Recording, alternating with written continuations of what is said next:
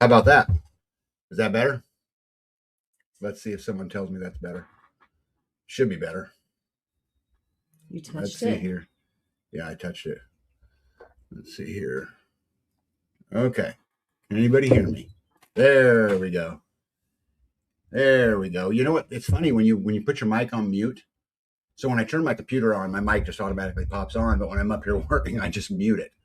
And so I just didn't think about it. And then you said no sound, and there we were. But so when you touch it, it turns on? Yeah, if you touch it, it'll mute too.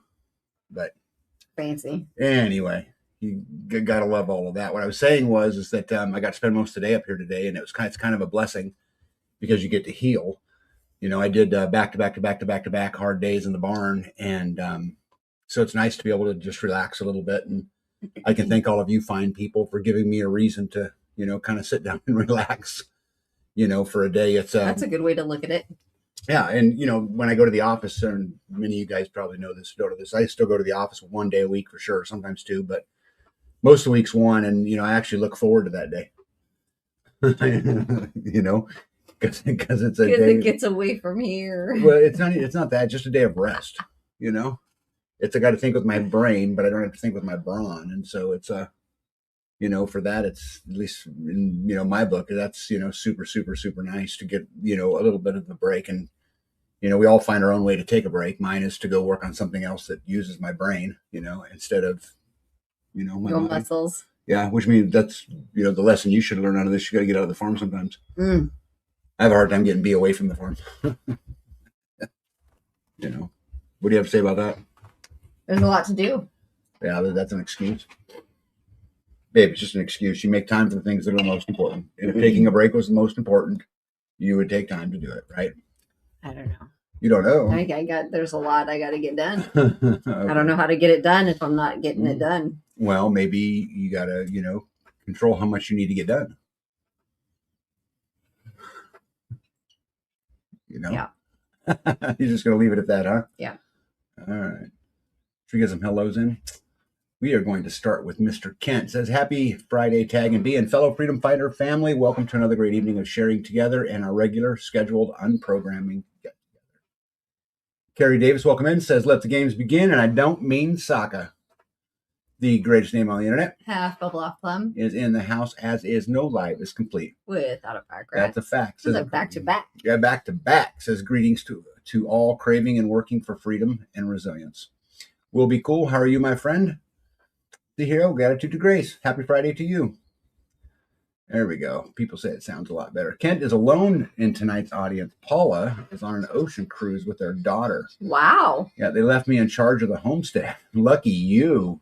When they are away, I may play with a few pet projects. You know, sometimes it's just easier to ask for forgiveness. They come home and say, what did you do? Sharpshooters in the house. How are you, my friend? Nitos. Long time no talk. Actually, just talked to him just minutes ago. But Skanes Girl, hello. Mandy of Permatopia Farms is in the house. Redneck, how are you? Squatchy, what has been going on? He says, hi, Tag, bin, and y'all, and then follows up with my spelling is below average. Jane Marie, good to see you. Yeah, Squatchy's excuse is he just can't see the letters. You know, typing on his phone. Well, that helps if you can see them. Yeah, but the good news is Squatchy's handler, Leslie Loper, is also in the house. Lazy Loper. What did I say? Lazy. You're fast. Oh, I just speak fast. You're speaking Leslie. Let's see here. Gratitude to Grace says, my break is getting to go work out in the yard. Lots of trench digging going on around here. Yep, because I'm home, gratitude to Grace, most every single day. You know, it's like, you know, a full-time physical, you know, laborer's job. And then I finally get a little bit of a break. Silver Lining, what is going on? Good to see you. Let's see, Nito says, hey, B, I can stop by on my way home if you want some help for a day or two. Say, heck yeah. Heck yeah. More help the merrier, you know. Jane, welcome in. Julia, welcome in. ACM Homestead, I got a picture from you guys for tonight's live. And Squatcha goes, yes, the Loper is my handler. And the king himself, Jeff, Juicy, Hefty, Lefty, Amazon, Bud Butter, Slick, Amazon. Phyllis. We had a new one. What was it? Tap Out. Oh, Yeah. Yep. So it's King Jeff, Juicy, Hefty, Lefty, Amazon, Mud Daughter, Slick, Amazon, Phyllis, Tap Out. Tap out. TP. 2. TP. I'm sure he really appreciates that. Anyway. Oh, Nito said, I'm currently in Florida. You were a long ways from home. That's a drive. That's a haul. Did you drive the whole way? Yeah, because from where they live to Florida, that'd be a truck. That's a ways. Yeah, that's a haul for sure. What else is going on? So when we left you guys last, we had got back from visiting an auction, right? Yep. And we showed you guys pictures of all the flooding. It was a lot. Yeah. So then the following day, we decided to go to the auction, and you couldn't go because the roads, not every road, but every road in my county to get over to it was flooded, and the roads were covered. So it was all closed. So I ended up having to drive all the way through a whole nother county to turn all the way south to turn around and drive all the way back north. So what normally would take me about 30 minutes to get to the auction took me about an hour and 15 minutes to get to the auction. But I did finally get there. Lots of stuff, lots of good pricing. I didn't buy much, but I bought 3 dock floats, and I'm gonna $17. Yeah, for $17 a piece. I'm gonna bolt those together, take them out in the pond, and anchor them so the kids can play on them until I get onto it. Someday I'm gonna use them for a bridge, but that's a project for another day. It hasn't made B's list yet. No, right? It's beyond. Yeah. And what else did I buy? Oh, I bought a door for B's barn, a window for B's barn. I paid $15 for the door, and I paid $5 for the window, and it was brand new, still in the wrapper. And then I bought 2 other windows. I didn't really need them, but they were $2,000 windows I bought for $10 a piece. And so I bought them anyway, figured some homestead would use them, and they were not home on my property for a couple hours. Yeah. And they were already snatched up by somebody. So that worked out pretty good. But anyway, what we ended up keeping was the door, the window, boat, docks, floaties, 1 window and 1 door is what I bought. Right. And I'll show you guys pictures because I've actually already installed them all. Except for the dock. Not except for the dock. Yep. Let's see here. Julia wants to know, are you going to talk about the new movie Disclosure Day? I'm on the fence about seeing it. I don't. Have you heard of the movie? Yeah. There's lots of stuff, lots of people talking about it. I don't know if it comes out where I can see it easily, I will, but I certainly am not going to go pay to go see it. But, I'll watch it whenever it comes out or whatever it is. And, we talk all the time about, insulate, don't isolate, and there's another side to that, too, which is, you got to be aware, but don't absorb it. It's good to know what the enemy is doing, and it's good to know that the tactics and what's coming down the pipe. But, we just, the challenge is just not letting it affect us and not letting it, control, what we do. Yeah. Let's see here. Skane's back at the office. Lisa, welcome in. Nito said, I'm driving our beast, laugh out loud, a 1-ton dually crew cab long bed diesel stick. Plum wears me out. Wow. You drove a 1-ton dually crew cab long bed diesel stick from where you live to Florida. Yeah, how many hours is that? Yep. Dana Green, welcome in. That's a lot. That's an absolute haul, in my opinion. But anyway, I think it's probably safer than flying. I think I'm caught up on the hellos. But observe, don't absorb. What do you got on your list today, baby? I got a lot of stuff. We talked about the storms. Oh, that's a good point. Squatchy says enemy or opposition. Yeah. Opposition is probably a better word for it. I don't know. Let me think about that. Because now that I think about it, enemies, anyone who's willing to extract from me for their own benefit, anybody who's willing to infringe upon me for their own benefit, I could absolutely classify as an enemy. I can see that. What did you say? Sorry.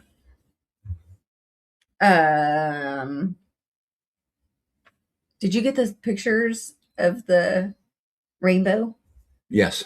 Did you put it in the live? I did. Okay. Do you want to go through those then? No, just keep trucking.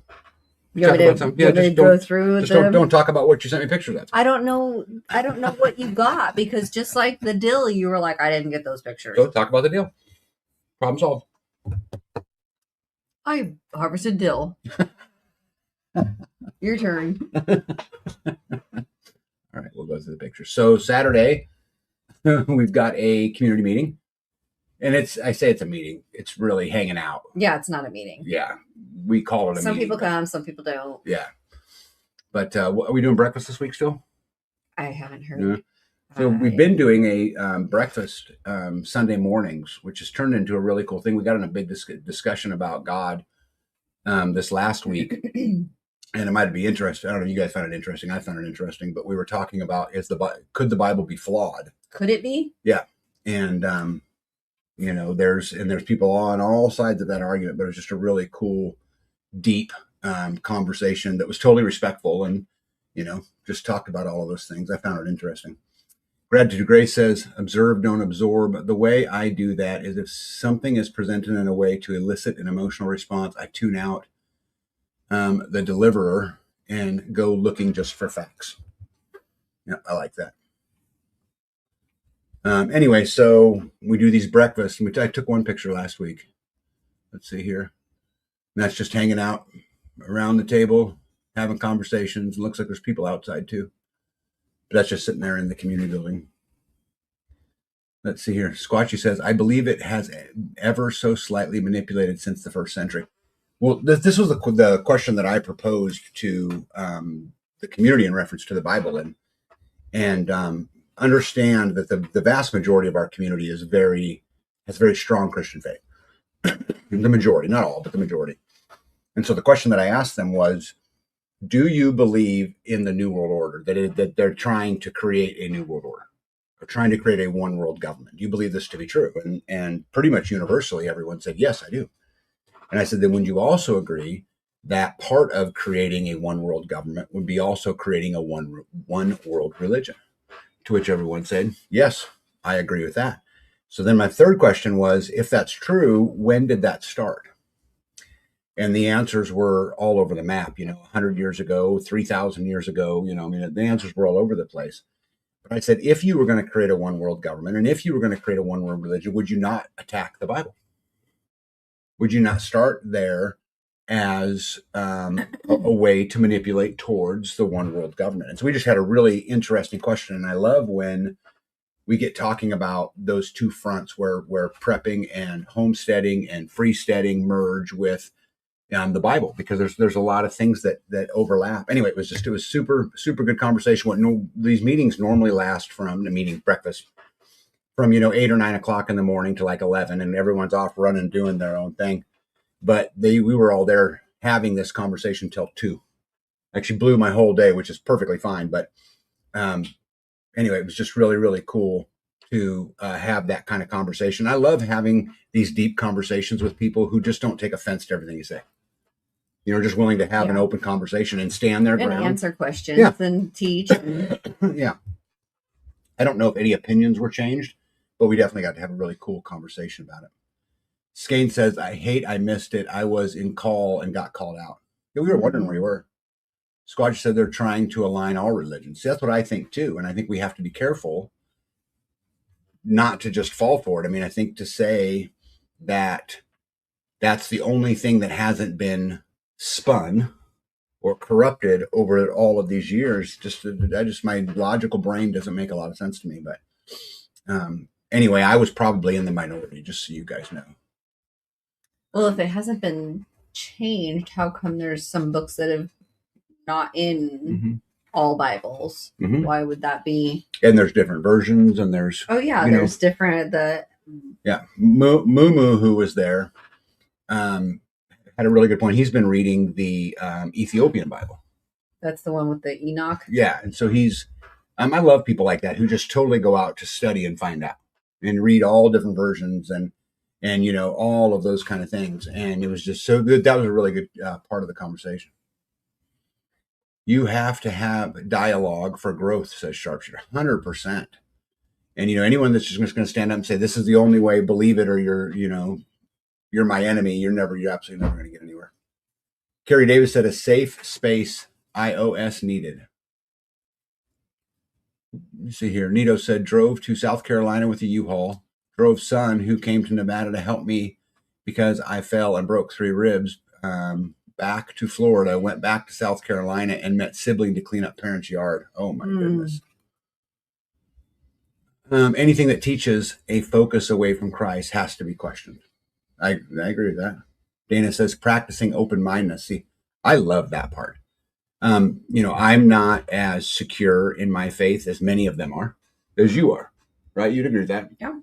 And so for me, it's a big learning experience, and you get to have these big hard conversations. And luckily for me, I have people in my life I trust.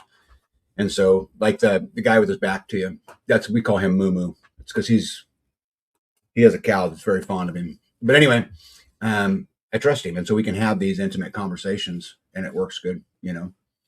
Dana says that is hard to find. It is. Nito says, then back to Florida to visit with other sons and grandkids. Oh my goodness. And that's a big old rig to be driving in cities. Yeah. Yeah. All right. And expensive. So if you guys remember, I showed you guys some pictures of the community went over to another community member's house to remove all of their siding. And we spent it's actually kind of turned into this new thing we all joke about called the 9 to 2 crew. Because we were there at 9 and we were done at 2, completely took all the siding off the house. And so it's kind of now become this lore thing, the 9 to 2 crew. But anyway, this is their house done after all being sided. How pretty, huh? I didn't notice this roof on the underside pop out before. Yeah, that's because they had added it later, right? So the pop out was probably there first, and then they put the, and somewhere then they along the popped way. out the door. Yeah, somewhere along the way to make it bigger. Yeah, I remember when this house was for sale, and this is actually one of my favorite community stories ever. But I had actually taken someone who's in the live tonight out to look at this house, and man, I'm going to tell you guys what this house was old, and it needed a lot of work, but it was the straightest old house. It survived 2 tornadoes. 2 over the years, but it was built in, if I remember right, like 1898. Yeah, I was going to say it's old. Yeah, we found newspaper clippings when we were tearing the siding off that they had on the wall from like 1913. Wow. So, I mean, you're talking about a long 130 years that it's been standing there, and I'll promise you guys could put a level on any wall, and it is level. Would you consider this, when they bought it, a fixer-upper? 100%, but I would also consider it the greatest guts of any house. Yeah. Right, the way they built that was exceptional. Oh, was it 2x6s? AC Homesteader says 1880. Yeah. So that's 46 years, 146-year-old home. Wow. Was it 2x6s? The walls, you took off the siding. So we took off the siding, but what was behind them was like 1x12s laid in a diagonal pattern, which is part of the reason it stayed so straight. Oh, so, I remember that. Yeah, I didn't really get into what was behind the 1x6. Because it wasn't like plywood. No, someone milled all that lumber, and so this was the love of their house, their home. This is just their whole life was put into this building, and it was something I'll guarantee you they were proud of, because I'm going to tell you, I built a lot in my life, and that you put that kind of care into something, you absolutely love it. But anyway, it made me smile to get this picture today that they finished up the siding. So the community, all we did is remove the siding, remove the nails, and then they had a crew come in and side it. And they've put a new deck on since they've owned it. Right. So the new deck, new siding, couple new windows. Yep. And you want to talk about remote? This is probably the most remote of all of the community members. It's definitely hard to get to. Yeah, it's out there. I ran into so many different, can't go this way. And I'm like, crap. Yeah. You got to kind of know. Go a different way. And then you're like, crap. Yeah. You got to kind of know where you're going. Yeah. I've had to backtrack a couple times to. Yeah. Dana says it's pretty. I think there's only one good way to get there, right? Yeah. One good way. And you got to know which ones to turn where. And Redneck said solid bones in that house. Yeah, 100%. Packrat says, wow, I have never lived in a house that was perfectly plumb, square, and level. It blew me away, you guys, when I was looking at the house. You stand there, and when you build after a while, you can see if something's out of plumb. And you look down the side of that house, it is just as straight. And, you didn't put the before picture, did you? The vertical siding? No, I had it in the other lives. Yeah, I was just the wondering weekend if we you did could it. have. I should have gone back to that one. Yeah, I could have. Yep. Because that was pretty cool. Squadgy says means so much more, like raising your own meat, so much love and heart, 100%. Hey, my good buddy Dan is in the house. Dan, what up? How are you? So anyway, big congratulations to ACM Homestead and all of their hard work. And, they took on quite a project. And you guys, I know you guys can't see it to appreciate it, but when they moved in, the guy who lived here before basically wanted to have a salvage yard. There were cars everywhere. There was Yeah. parts everywhere. There was glass everywhere. And they have just worked and worked and worked and worked and worked and have this beautiful home, you know, that they can, you know, they'll have forever. And it's something to be incredibly proud of, and I'm proud of their accomplishments. I'm proud of them. I actually I'll tell you guys a funny story about them that a lot of people don't know. But so I took someone who's in the live tonight to go see this house because she was looking at maybe the house, and we went in there and pretty quick. I think she knew that it was more than she wanted to tackle. And it just happened at the same time we were there, ACM Homestead was there. Now, I did not know at the time that they followed the channel. Okay. I did not know this. And they did back then? They did back then, as I understand it. And so they came up, bought, and joined the community in a very unique way. And we've been super friends ever since. And, you know, life is super, super grand. And oh, that's how he got PEX, because of that window up top, the Pigeon Express. Oh, that's right. So, yeah, we were joking with Mr. ACM Homestead, calling him PEX, because they made a comment what was in the attic. Was in that attic, that room up there? What is that? Is that a room up there? Because look, it's above another window. So is that an actual room? It's an attic. Just an attic space, I think. But anyway, they made the comment of what's up there's pigeon shit. Pigeon poo. And so anyway, we were joking and said, oh, he's PEX, the Pigeon Express. And anyway, it's been fun ever since. Yeah, you never know, which is part of ACM Homestead, says thank you. You never know, says surprise. Yeah, I love it. Absolutely love it. You know, it's so crazy to me. It's my favorite parts of being part of a community are all the cool stories. You know, that story is one of them. Or, you know, MMR. When I met her for the first time, actually met her, she was stuck on a minimum maintenance road, MMR, right, in Kansas. And then I got stuck and we had to get someone to come pull both of us out. And, you know, that's super interesting. There's just so many, you know, life with Mike and Jen. You know, I met Jen. She called Danny and Wanda at Deep South to find out how to get a hold of me. And then they called me and I called them back.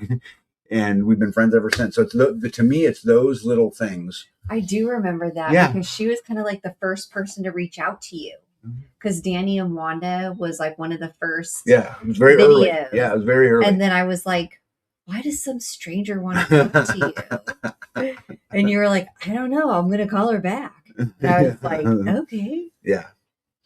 But there's a million. But there's a lot of them, you know. Billy Bond. I've had a lot of people who I met through Billy Bond who I'm great friends with today.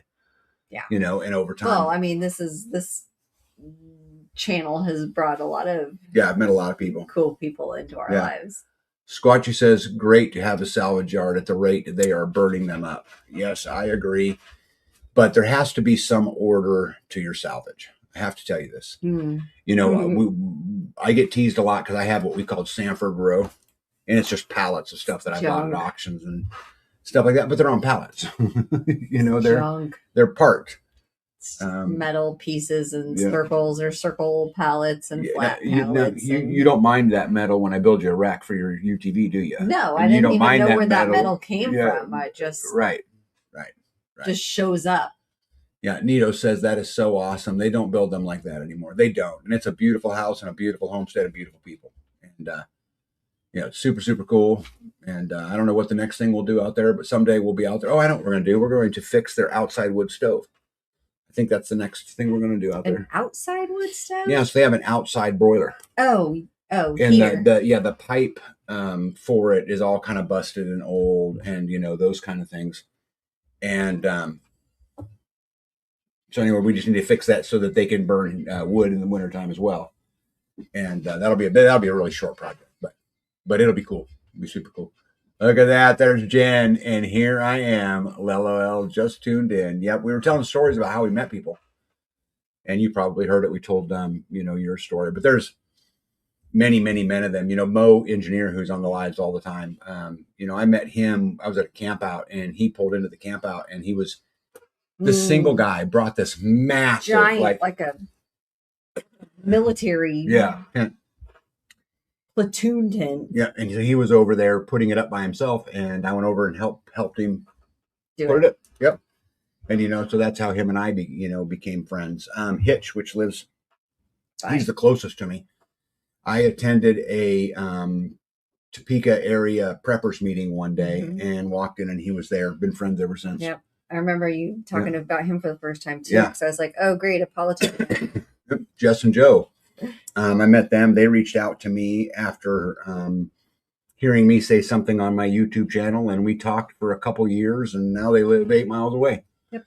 You know, so there's just lots of different reasons and lots of different ways that you end up being good buddies with people. Squatch said, have property, have to have a boneyard, or someone will need something. 100%. Yeah. Yeah. You never know says, yep, stove. ACM says, yep, that's next. Yeah. Let's see here. Mrs. Hack says, our farm is Sanford and Son. Yours is a Ghetto Lowe's. Oh, that's funny.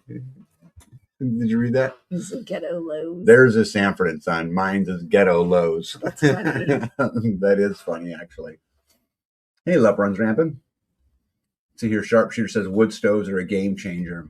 We use less than half the propane we used in years previous. By the way, how's your project coming, Sharpshooter? I'm really looking forward to framing your addition, and I promise you I can do it quick.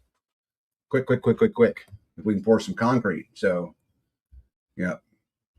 We all need to, everybody in here needs to wish Mr. Sharpshooter a speedy completion of his footings so that we can build an addition on their beautiful home. And then we'll be showing those pictures at some point. Sharpshooter's like, shut up, Tag, shut up. Well, you're going to need something to do. You're almost done with your project. Hey, one step closer. What is going on? Good to see you, bud. All right. This is look. It looks like I hate how that. You ever notice how the camera on looks? Look, every one of those poles is leaning. Look at those. Oh, I didn't even look at the poles. Yeah, it's just because of the GoPro. Why is that? It's the way the GoPro takes a picture. This was on the GoPro. I thought this. Yeah. I didn't send this to you. Or maybe it was your phone. But either way, I promise you, those poles do not lean like that. That pole so does not lean funny like that looks like that. You like that? So funny. I don't know if that made it any better, did it? I don't know either. Let's see here. That is hilarious. How many folks have made an emergency run to said Lowe's? I know Mike and I have scavenged for items here and there. Oh, yeah. Oh, yes. Couldn't you install the post straight? Lame. That is so crazy. I wonder why it does that. It always does that? Or you just noticed that? You shrunk the picture. No, I just looked at it and noticed that, those poles are awful crooked. That is so cool. And I can't promise you all of them are perfectly straight, but they are not like that. They're not that crooked. Sharpshooter said, it's a battle of inches and we gained 2 or 3 today. Good. Well, last week it was a game of inches and you were gaining 6 inches of water. Yeah. So I would say that. I think I took the picture like angled up maybe. Squatchy says that the lens. Yeah, it just makes it all look all crooked. She was just taking a picture of that big, beautiful rainbow. And there was actually a kind of a second one a little bit. So I was trying to like widen it to the side. Yeah. Oh, I tweaked my neck. Packrat says the fisheye lens effect because of the scope of the GoPro lens. Hey, Bill Fallon, what's going on? Oh, see, I like his answer best. The poles are leaning to the rainbows. Yeah. They're paying homage. How wonderful. All right, let's keep trucking. What is going on? Oh, this poor turkey got trapped in a rat trap. Oh, is that the one that got the rat trap? Yeah. Did it break its leg? I don't know. I've been treating it with some Cali oil. I don't know what else to put on it. Anybody ideas on what you can put on a turkey's leg that got caught in a rat trap? It's significantly purple. And this is I don't know. How old is that turkey? He's a baby. He's a teenager. 5 weeks old, maybe. Yeah. So I've been treating it with some. I've put. Will be cool. Says use comfrey salve. I was gonna say I think it was comfrey. I did use one of them. I don't know if it's comfrey or calendula. Jen says use barbecue sauce. Yeah. And Squatchy says Vertacine gel or Cholula. I don't know what either one of them are. But Jen, I know what barbecue sauce is. Will be cool. I know what comfrey salve is. I know what 2 of the 3 is. Yeah. Hey, Stan Guthrie, welcome in. Well, we have her separated and trying to. Now she's lonely and has a broken leg. Yeah. Well, she's underneath everybody else, or she's on top. She's in the brooder on top. So I'm hoping that they're talking. That's good. They're keeping each other comfortable company. Now Squatchy says Vettercin gel again, so it must be important. Oh, Backrat says Cholula is hot sauce. So we got barbecue sauce, hot sauce, Vettercin gel, and comfrey salve. Picture on the right, the snake that you guys see, I don't know what I was thinking, but I stacked a whole bunch of old bales of hay last year up on against the fence line, and because there was hundreds of bales, these big round bales, and the dogs figured out they could jump up on the hay bales, jump my fence, and go to the neighbors and cause trouble. And then so now, because the dog was doing it, the goat had done it. Mm-hmm. So I had to get that stopped. So she made me move the back 2 rows of those hay and get them out of the way. Well, guess what comes pulling out of the hay, huh? Yes. A beautiful black rat snake. That I was a couple hay bales away, keeping my distance. And it climbed up the bale. Yeah. Data says, I know what that is. Squatter. Nito says, hey, Bill. Miss you, love. Look at that. Yeah, pretty cool. So much life. Dana says they do their own thing. Effing phones keep changing my words. So we had a cow decide that it was going to take a gate off of the post. Jen says those are nope ropes. So the most domiciled, nicest tempered cow I have, which they're all super easy to get along with, removed that gate you see laying on the ground from the pole on the right, and you can see that the pins, one is up and one is down, and they're solid. Yeah, they are not. I thought at first maybe one of them rotated, which pushed the gate off, but they're solid. So she got what she did is she worked the one that you bolt down, the one that's on the gate, because one of them that's on the gate is permanent. One on the gate is adjustable. And so she worked the adjustable one. Okay. Right. That's what happened. But yeah. Look at that. Bill's back at you. Pete says, can't have nice things. No, we can't. No, and it's see how my poles look a lot more straight, Squatchy? Just saying. They look a lot straighter. And these are things that so her yearling, the cow's yearling, was mooing, and they're usually all together in the morning. So Moo and her yearling and her other calf and Freeman were all up at the hay bale like normal. And then Lady's yearling was over at the opposite side of the yard mooing. And I'm thinking, where is she? So I walk the dam and realized that she's not down there. So I had to go get the 4-wheeler and drive around to try to find her. And I found her. She was just on the opposite side of the community building. Yeah. So the other side of the gate.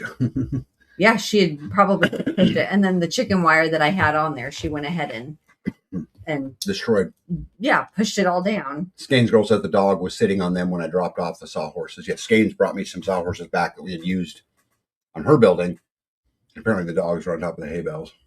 Jen says hundreds of pounds of muscle wins. I really can't argue with that. Packrat says the gravitational pull of the rainbow is not evident in this picture.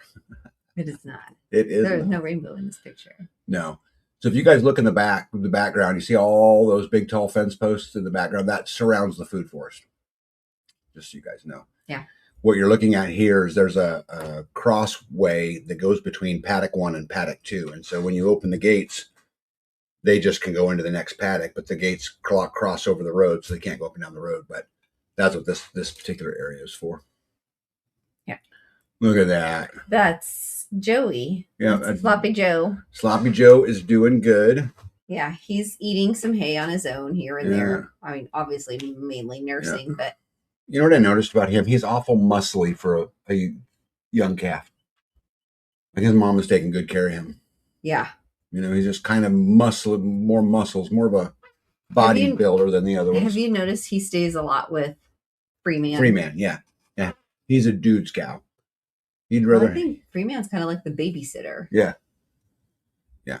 He hangs out with our big male that's actually going to butcher July 22nd. 22nd. So he actually has a date, and it'll be sad because he's my favorite animal on the whole farm. But yeah, he's cool. He's got this big black toupee. He's just hilarious.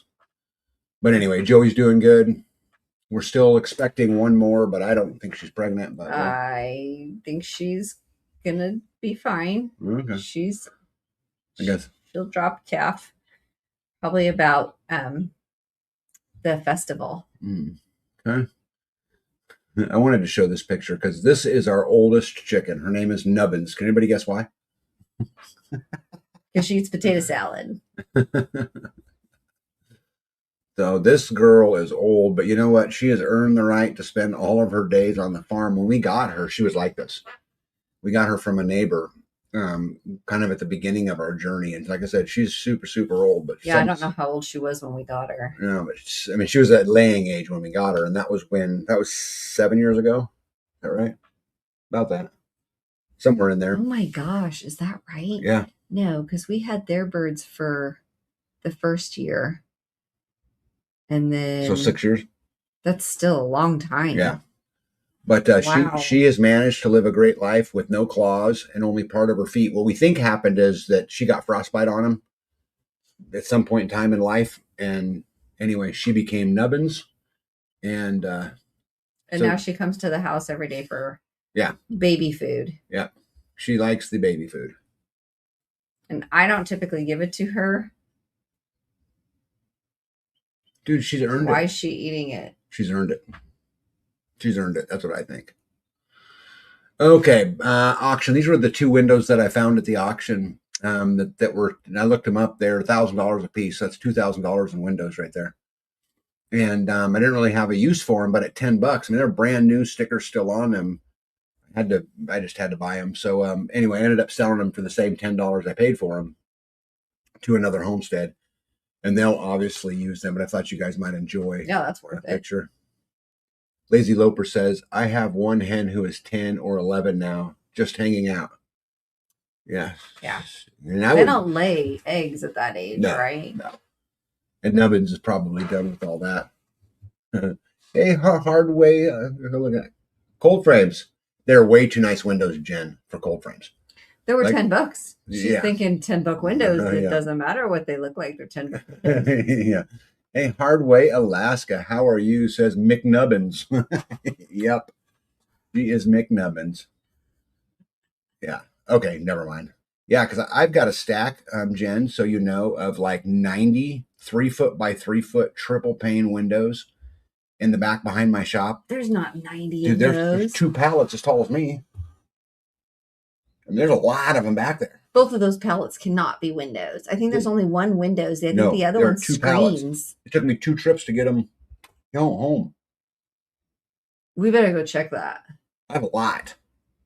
There's like 90 of them. We don't even know what we got. Yeah. We got so much crap, we don't even know what we got. Yeah, Lazy Loper says, she lays here and there still. You gotta love that. Living her best life. So if you guys remember this picture from the live, this is where I left off on Bee's Barn Project prior to doing the live with you guys. And then Saturday, I went to the auction, and Sunday we had the breakfast at the community center, and that lasted till 2. So I really didn't get to work on it Saturday or Sunday. Monday, I got some work in. Tuesday, I was gone. Wednesday, I got some work in, and Thursday, I got some work in. So 3 partial days, but this is where I left off. Lazy Loper says she was one of the first birds we got, and she's crazy. My dad says they're born weird and it only gets worse, but the birds, the she. Jen says, okay, well, I'm guessing I'll be trading a case of strawberry jam for a couple redneck Lowe's windows. Oh, you don't have to trade nothing. You can have all of them you want. But I'll take the cases of strawberry jam for sure. Hardway Alaska says, moving to Texas, wondering should I change my name? I don't know. Hardway, Texas. I say if you can do it in Alaska, you could certainly do it in Texas, right? I'd keep it Hardway. The Hardway in Alaska is I would keep it personally, but if we get someone in here that's Hardway, Texas, I'll know exactly who it is. Okay, so anyway, here's where we left off, if you guys remember. And something that I just figured I just included these pictures because I wanted to share something with you guys. Getting a saw table and putting it right in front of your project like that is so incredibly helpful. I can look exactly at what I'm cutting, where it's going, which direction it needs to be, because there's a lot of things like OSB that's directional. It goes on a certain way. Okay, I didn't know that. Yeah, I mean, and so anyway, it really helps me a lot. So I got a chance to put a saw table up when Skanesville dropped off the saw horses. That's what I wanted, was to put a saw table in, because I was getting ready to continue. This might be my favorite picture. This is Tactical B. Look at that. What kind of firearm is that? Shotgun. That's an AR shotgun. Yep, and she's stalking somebody. Anyway. Yeah. I thought it was funny, but this is where I left the project off after my 3 half days of work. So I pretty much got all of the front. The front's 100% wrapped in. The door you see right there is the door I bought at the auction, and the window you see right there is the window I got at the auction. So I have $20 total in the pair of the door and the window.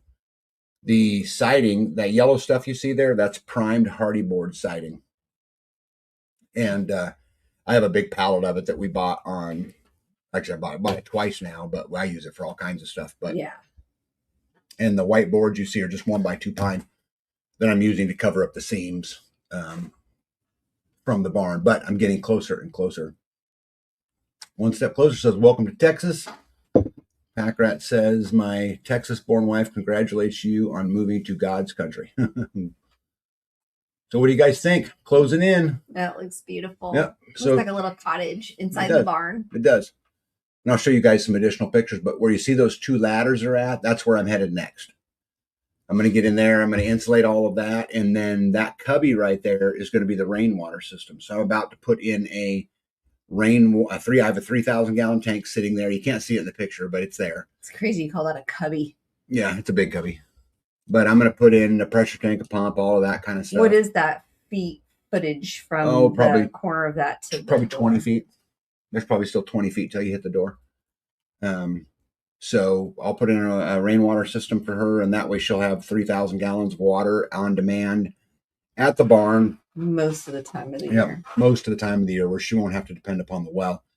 You can kind of see it if you look real close, that the big ladder in the picture, if you look kind of down at the legs, you can see there's a frost-free faucet right there. When I built the barn, I plumbed into the well. And so she has access to the well right there in the barn. But I also want to give her access to rainwater in the barn, because the wells really are the human's primary source of water, right? And so I don't like to really use it if I have other options available. And so we'll be collecting rainwater for that. Let's see here. Dana says, Texas is awesome. Gratitude to Grace says there's a town called Onalaska. Might make a slight adjustment depending upon where you move. Oh, that's pretty cool. Yeah, that's pretty cool. So anyway, barn project is continuing. That first room right there is Bee's grain room, her feed room. And so she'll store a lot of her food in there and, stuff like that. And I built her some shelves just to get stuff up off the ground and other things. Because I'm going to tell you, I absolutely know the absolute worst partner to be building with ever in the history of time. I figured it out, and it's the goats. Look, you can see the goat over on top of your Dude, they're in everything. And they eat nails. I don't use nails. Or screws. They were eating the screws out of his bucket. He turned and and you bend down and they want to eat your shirt. And they're constantly untying my shoelaces. Mm-hmm. And I'm like, this is no. This has got to stop. But the good news is, for B and I's relationship, is I got to experience a good week and a half experiencing what she goes through to the barn, so I can spend a little bit of time making her life a whole bunch easier, right? Amen. and I got to experience it. So we're going to do some animal control so they can't get in the barn as easy. I'm going to get stuff up off the ground so they can't get in it as easy. That's what the door on that closed room is the best at, is all my tools are in there now as I'm building, right? Now, ultimately, that'll be a clean room for B where she has all of her, equipment and all of those kinds of things, but pretty cool. And look at that. She's got lights. Beautiful lights too. She has power for the first time. Have your water? Electricity. She has power for the first time in her barn in the history of the barn, right? Mm-hmm. You excited about that? Well, wasn't the barn, we put it up last year. Mm-hmm. So it's not like it's old. Yeah, I just haven't had a chance to work in it yet, but good news is we got power. All right. You sent me these, B. Why don't you explain to me what you're doing? Well, the first picture is the berries. I had to go and put in the grapes. Well, I didn't even get all the grapes in. I got 10 of them in. I got 6 more to go. I got 4 blueberries and 3 raspberries. That's what's on the Kubota there now. Everything that was there got planted. Mm-hmm. And that was how many grapes? 10. 10 grapes. 10 grapes. 4 blueberries and 3 raspberries. Red raspberry, right? Yes. Yeah. That's on the front of the bee machine. And then I have some in the back too, because that's. Then what's the other picture? Cardboard. Yeah, that was the pallet of cardboard I took down to the garden number 1, and I was able to I laid all that out, took all the tape and stuff off of it, which was not much. This all came from a packaging plant, and so they were like cardboard pallets, like what pumpkins come in. And they had taken them and folded a lot of them and shoved them inside of another cardboard pallet. And so it was like a pallet of cardboard. And then there was a few little boxes there that ended up getting, some of the little ones got just thrown away because that's crazy. But I was able to use a lot of the big ones and laid them all out and put between the potato rows in garden 1 that I cannot mow through because their rows are too close together. So I laid the cardboard down and then laid hay over top of them. And some of the cardboard didn't get hay. It actually was just a big, thick cardboard I just laid down, and it's just laying there. Packrat says, experiencing the animal incursions versus hearing about the problem children. Yes. I'm telling you, experiencing them is a big deal. Every 5 minutes. Less than that, even if they're right there. It's not even just even that. And then the guinea will fly in and sit on a stall and just squawk its head off for no reason. Wow. And then the geese decide that they hate you, and so they come by and make noise forever, right? Mm-hmm. And so it's just this constant barrage of them when I really enjoy my peace and quiet. So, I can see why. Hey, David, welcome in. Says, looks like an airplane hangar. Squadgy says, did B not like headlamps? Why would you put power in there? You have a lot of headlamps. Yeah. And I said I could just use headlamps, but he's like, no. Mm-hmm. Now, why don't you explain what happened when you had to intervene in a birth? I took your light. You took a battery-powered light from the shop because your headlamp wasn't enough. And then I also took your batteries from it. So yeah, and I've never gotten them back. You lose twice, buddy. I lost my batteries and my light. And the light. And I still have it in there because, well, light is really cool. Mm-hmm. I really like it. Yeah, someday in the future, I'm going to look at buying a single battery, single inverter grid down system for the barn. Just a small one to run all of the things there. Because we still got to be able to run pumps. We still got to be able to run milking machines. We still got to be able to run those things. So the barn's going to need power anyway. I don't even know the milking machine, what kind of electricity that takes. We'll have to do a little bit of investigating. So I thought I would update you guys on the progress of the food forest. Look at that, beautiful. It is just growing. There, every single one of those plants you guys see growing out there is some kind of something. Food. It's some kind of something. Some kind of something. That's the community building back in the background. You can see the roof of it back over there. Lazy Loper says, I don't know what peace and quiet is in our barn. It's full of roosters that never shut up. I know. And you know what? Never. Sometimes you just want a little break, Put headphones on. Hardwick Alaska says, thank you all for welcoming. Now I can grow a lot longer than 3 months. Oh, yeah. You're going to be pretty much grow year round down there, I think. Most of it. Can't they grow pretty much year round in Texas? I think so. I think so, too. Hot. Well, they do get wind, every now and again they get a snowstorm. Yeah, they do, but it's not like Alaska.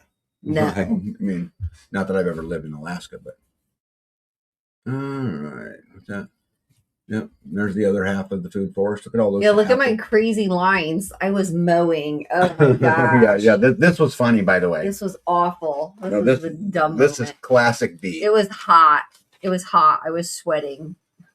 I was overly. What does that have to do with the lines? I was overly stimulated. I needed to be not in the garden at this time. That's the thing. I was spent. I was mowing and I'm like, what the heck? All of a sudden I'm mowing fine. And then my deck breaks and I'm like, look down. And I'm like, my lines, what is going on with my lines? The deck is like mowing wonky. And I reached down and I put it down into like 3, put it back into 3.5, put it in 4, the deck. And it's still like, I can't go. I'm getting stuck. And I'm like, okay, this is crazy. I don't turn the engine off, but I turn the blade off and I'm like lifting the deck. I'm like, it's not, what's going on? Why is it not? I can't figure out where it's broke. I can't figure out where it's broke. It's because it's not. Come on, tell them the rest of the story, you smart one. I had a flat tire.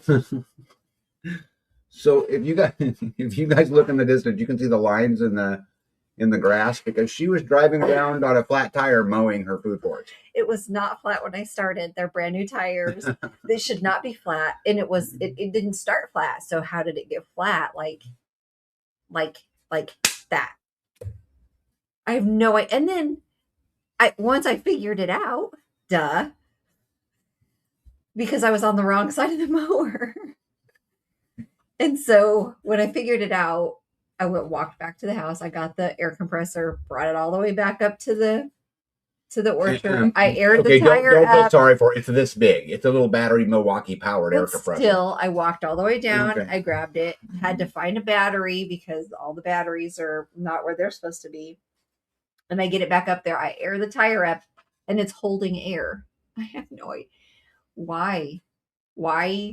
Maybe you bumped something and knocked it off the bead and the air just came out of it. Maybe you should be a little more gentle on your lawnmower. I knocked it off the bead mowing. That happens. Okay, so I've been mowing, I don't know for how long. Okay. I've never had the mower just like... Hold on. Boop, flat tire. We'll get back. Fixed. So let me ask you, is this true? When you started, the tires were not flat. It was not flat. True. It went flat. Instantly. And when you gave it air, it aired right back up. Yeah. So why would it, if it was off the bead, why would it air right back up? I didn't have to set it. It will do that. But the point is you lost all your air right away. You're saying it wasn't flat ahead of time and you're saying it aired up. I think you hit something with the mower and knocked it off the bead. I hit something? Yeah. So, what did I hit? Who else says that B hit something with the mower? What are the logic? Because they don't just it just doesn't magically do that all by itself. Dana Green says, yep, they grow all year. Brassicas in the winter here, all kinds of other things. Conserve Friends, welcome in, by the way, says Texas has 2 growing seasons, spring and fall. Once Up Close says we grow about 10 months out of the year, but in July and August, the hard part's just keeping things alive until it cools off. Hack says, don't you remember 2 is 1 and 1 is none? Yeah. With 2, you each have 1. With 1, you get none. Us wife borrow them. Yeah. B has completely. What's funny, if you go to B's, the B machine, and you would open the door and look in there, it's full of my Milwaukee tools. It's full of them. My batteries, my tools. I just noticed that there was an overwhelming amount of Milwaukee tools. Yeah, and I was like, noticed? Why is there, fill in the blank? Why is the grinder in here? I didn't use the grinder. Why is a stapler in there? I didn't use a stapler. It's because you got done using them and then you just pile them in there. Oh, no. And then Nice I was try. like, oh, I did not put a single one of my tools in your bee machine. Did you tell me to put them away?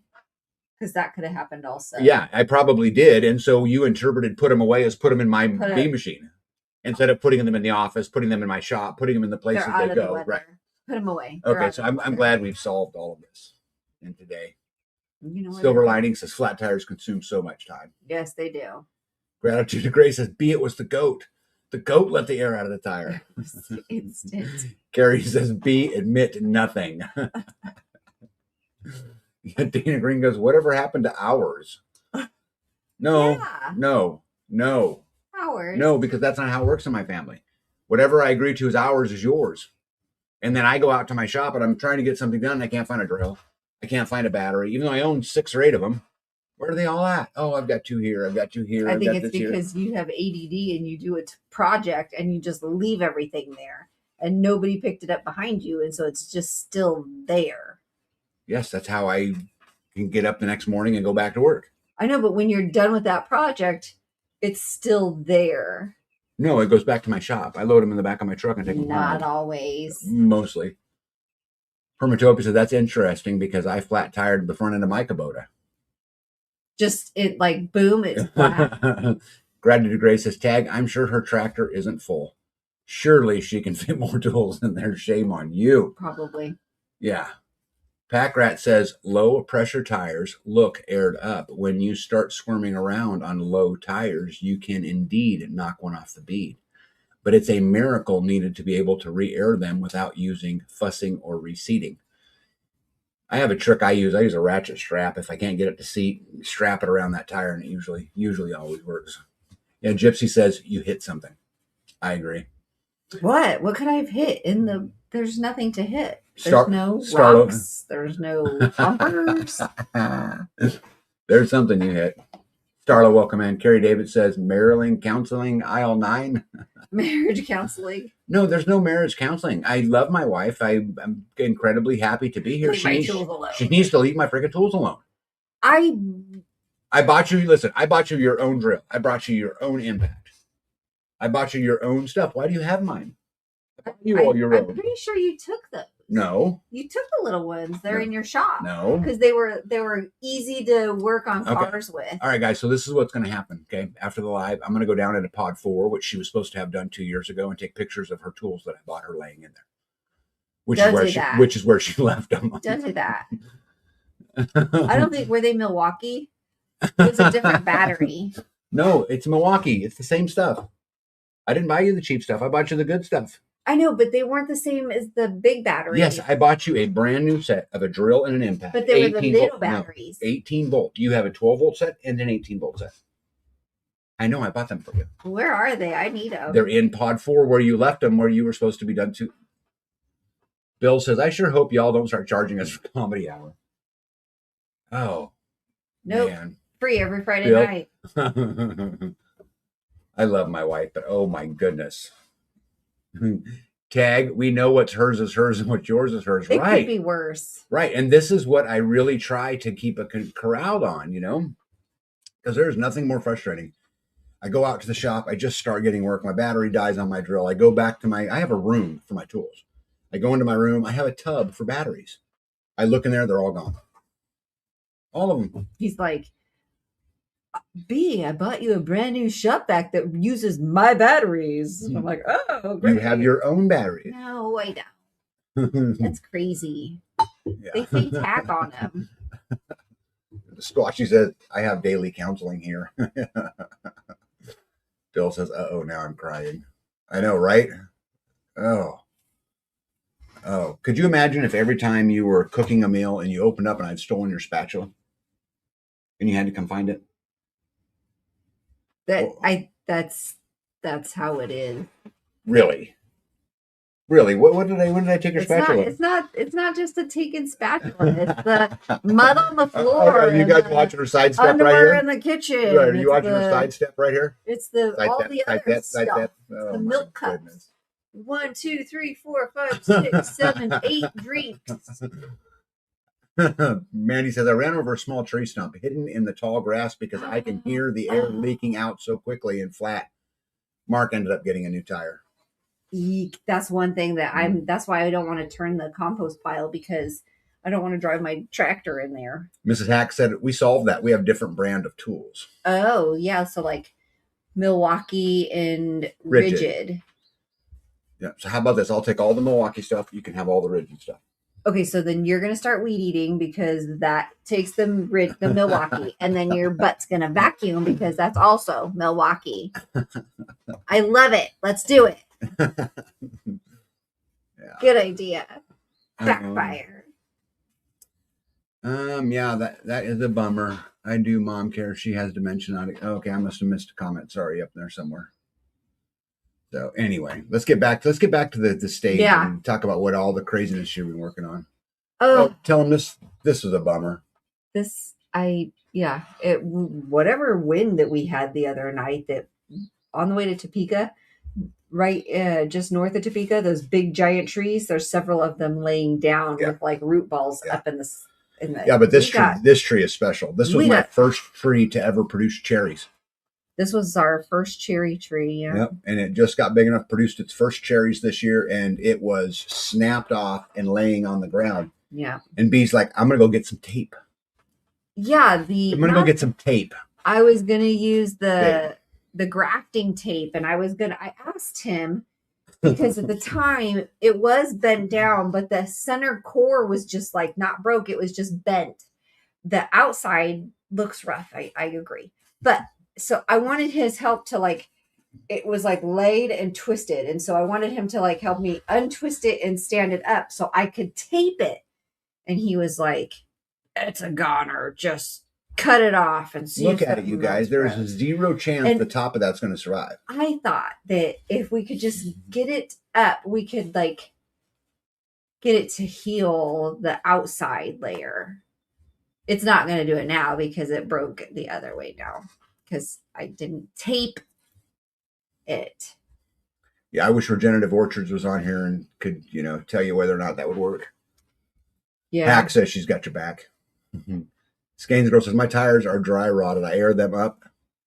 And then in the time, I know when the grass looks like yours, it's time to air them up.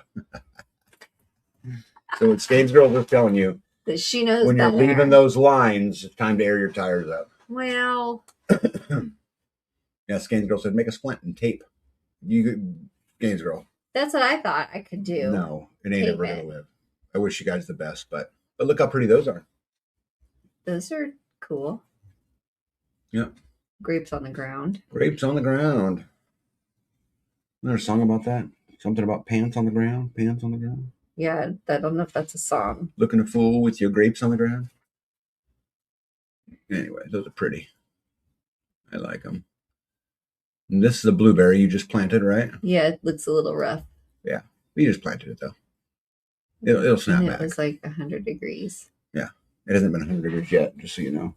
So tomorrow will be the hottest day so far for the year. Tomorrow's going to be 90. The other day, I thought the real feel was 100 degrees. That doesn't make the temperature 100 degrees. I was out in it, and it felt like 100 degrees.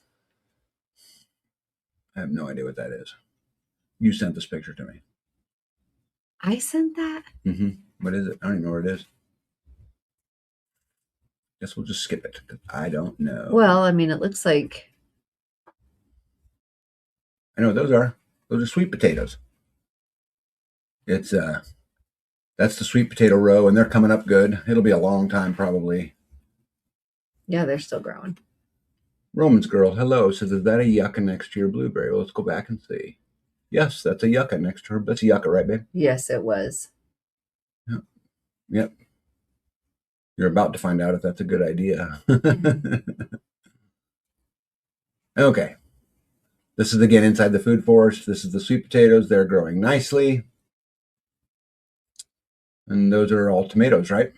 Those are tomatoes, yeah. Yep. And so they're getting closer and closer and closer. And then those are blackberries that are encroaching taking over on my fence Yeah. line I need to yank out of there. I'm gonna just mow them, I think. Yeah, anybody around here needs some blackberries or black raspberry starts? We're gonna mow a whole bunch down. So if you want them, you probably should come get them. Romans wants to know, what are you going to do with the yucca? Just growing it right now. You have any long-term plans? You can use it for flour. Mm-hmm. You can use it. I haven't. You've got 4 or 5 of them in there. They're little. Yeah, they're little. Yeah, you had some kids sell them to you for video game money. I like how you're how you lay your hay down and how that all turns out. Then you just mow the other areas, But up next to the plants. It didn't used to. That used to be mulch, but mulch only lasts so long. I can't keep it from it from growing. So those are also tomatoes, right? Tomatoes and basil, yeah, and then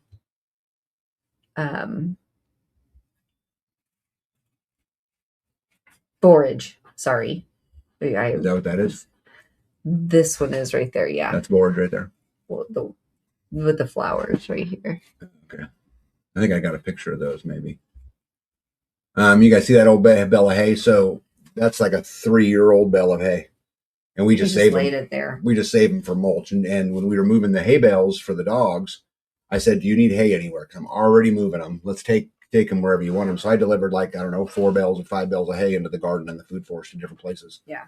Well, this is garden number 1, and so on the right side of that row is brassicas, and that row now touches the back row, which is eggplant. So I've hayed and cardboard down and over and then up the potatoes. So the majority of this garden is now covered in cardboard and hay. B wants to know what kind of regular potatoes you planted. B? No, Starla wants to know, B, what kind did you plant? Kennebec and red. Are you asking me? The red, Pontiac red, I think. Yeah, Pontiac red and Kennebec. Yeah. Let's see here. Nitos said, "I'll take some home with me." Nitos, I know you probably can't see it, but just like even in this picture, if you look on the back side of that fence, those are all blackberries. Both of her gardens are surrounded in blackberries and raspberries. So and roses. There's a few roses in there when too. we were doing them, we couldn't tell what was what. So yeah.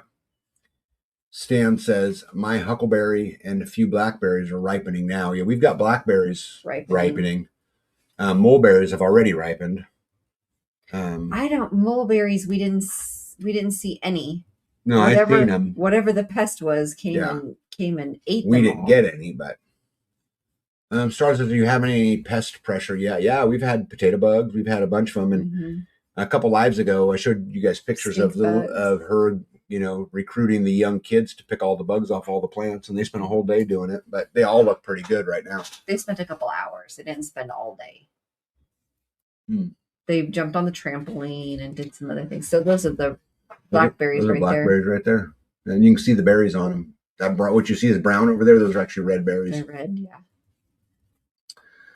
Roman's girl said, "I knew you could make flour out of yucca. I didn't know you could make flour I knew out of yucca. I didn't know you could make it out of yucca." Probably pronouncing that wrong. But now there's potatoes. Those are the red ones here. Yeah, those are the white ones. Sorry. These are the white ones. Yeah. Yeah. White flowers on their white potatoes. Yeah. So those are all potatoes in there. That's going to be a beautiful crop. Yeah. Roman's girl says yucca and yucca are 2 different plants. Yeah. Oh. Yeah. And I have no idea. I need to look that up. Yeah. I have no idea. I don't know. Yeah. Couture says, "How many times have you dived into the storm shelter this week?" 0 for me. Yeah. Knock on wood. 1 for you. Not this week. Was it last week? Yeah. So far this year. That was last. B has been in the tornado shelter once. I have yet to be in there this year. I was just, I know what you were doing. You were being you. Prepping things up, getting things ready. Yeah. Yeah. Not listening to the storm. That's what I was doing. Scanes Girl says, I have cooked yucca quite a bit. Let's see. We're going to get a lot of potatoes out of there. It's going to be really nice. What part were you cooking, Skeens? You know, the hard part of the garden is, and B gets the occasional help, but it's a full-time job. B's out there every single day. Yeah. This time of year, you know, just keeping everything squared away and keeping the weeds back and keeping the bugs picked. Trying to, and that's what I don't want to use a whole bunch of stuff. Mm-hmm. And keeping and planting new stuff because you have new stuff coming on all the time. Yeah. And it won't be long. What I mean is I don't want to use a bunch of chemicals. Yeah. So it's a bunch of picking, a bunch of picking the bugs off and getting them off of there so that. Yucca, Starlet says yucca is a caravan. David the Good grows lots of them. Them potatoes, they look healthy, babe. You've done a good job. Those are, yeah, look at that, Jen. Mm-hmm. Those are the Scarlet Runner beans. Mm-hmm. They're beautiful. Those are the flowers. Those are so pretty. Oh, Starlet says cassava. Cassava. Got it. Cassava. I bought caravan. I don't know no better. Caravan. All right. Reminder to you guys, freesteading is Look, I wore my shirt. Yep. Oh, you did. I didn't.